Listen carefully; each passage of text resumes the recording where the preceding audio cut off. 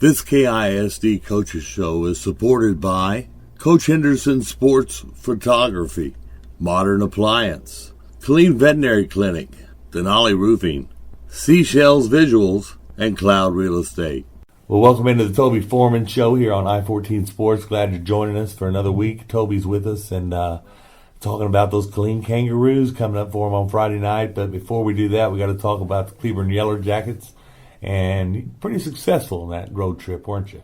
Yeah, and we got out of there pretty healthy, which is a big deal. But Cleburne has had some challenges this year. They have a new coach. They have a lot of kids hurt. We got there, and their quarterback was injured. He didn't play against us. It was the second week in a row that we didn't get the starting quarterback from the week before. So that does make it a little challenging. But I thought we played really good in the game, except for second half. We had a little lull on defense and a lull on offense. And they both happened at the same time, so we ended up giving up 3 points, which I felt like we should have shut them out. But it was offensively, we turned the ball over around the 40 and gave them a short field, and they ended up kicking a field goal. So, but other than that, 56-3. I mean, I'm not really I'll take that every week, but it ain't gonna happen every week. It's definitely not gonna happen this week. The Killeen Kangaroos come to town, and they're going to be in a bad mood. And they want to spoil your playoff. They definitely do. And Coach Sadler does a great job. And they got some really good players. Start with number 5, Jacoby Deloach, who's the leading rusher in the district. And that's a big deal. He's a big back. He can run the ball. He can block. He can catch it. I'm high on Jacoby Deloach.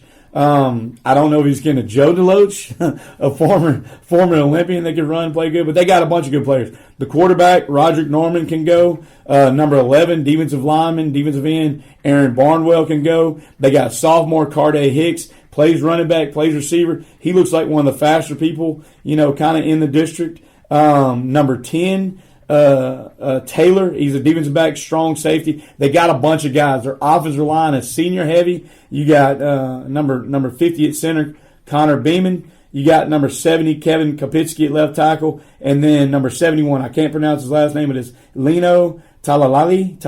That's about how I say it. Yeah, and he can go. The left side of their offensive line is really good. But they got some guys. I would say it's very similar to Ellison. Yeah. When you line them up player by player, we probably don't look as good as they do. But we've got to put 4 quarters together, and we've got to, come out of this thing with a victory. Did you think you'd be sitting there with a sophomore quarterback at this point in the season doing so well?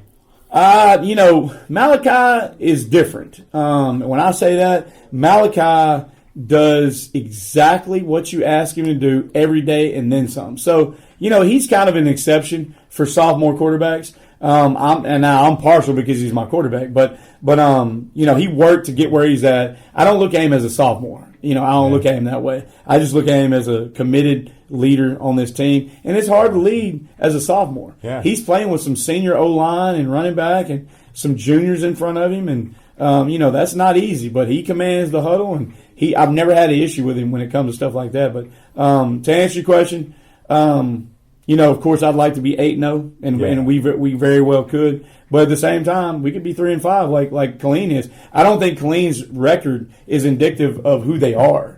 I think they're better than 3-5. They just had some tough breaks, and Coach Sadler didn't get the job till late in the year. So it's hard to make the evaluations in the summer and in fall. But so if we don't show up and take care of business in this one, it'd be a long night. Yeah, they've got some good players like you talked about on the defensive side of the ball, some big defensive linemen. They've got the big offensive line. You talked about them. You talked about Taylor and some of those other kids that are so quick. And you don't know which quarterback they're going to have out there. And so that's always something to look at when you have 2 different style quarterbacks. So it's going to be a good ball game. But I tell you, Killeen wants to win this one bad. I know you want to win this one bad and get that playoff spot almost. You've still got another week or so to go, but you've got to win. No, I mean, this is a playoff game. We've been in the playoffs since we lost to Red Oak, and because we just can't lose. We lose a game, and now you don't control your own destiny.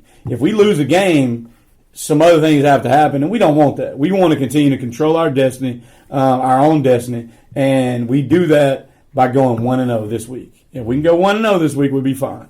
I am going to take a little time to brag on my sub-varsities because right now we're sitting with our freshman A we're sitting 8-0. With our freshman B, we're sitting 6-2. With our JV A, we're sitting 5-3. And with our JV B, we're sitting 3-2. So we have 5 teams right now at Shoemaker High School that have winning records. And I don't know if that's ever happened before, but I will tell you, it hadn't happened in the last 6-7 years. And that's a big deal because we've now we have a winning culture, and that is huge. I can't tell you how big that is, because when you have a losing culture, you expect sometimes to lose. But when you have a winning culture, you expect to win. It's just the opposite. And so I think when the game gets down the stretch with our kids, they still expect to win. We were down, double digit to Midlothian, ended up coming back taking the lead, even though we didn't win the game. That was a big deal. We were down to Ellison by 8 points. We were down by 18 points to Lake Belton, came back and won that game. So the mindset has changed, and that's a big deal. It is a big deal. But kudos to our kids at all levels because they're really doing a good job, and our coaches who've done an outstanding job with all these teams. Yeah, a lot of good things going on out here at Shoemaker, that's for sure. But those Killeen Kangaroos across the field from you, Coach Sadler, you've known him for a little while, so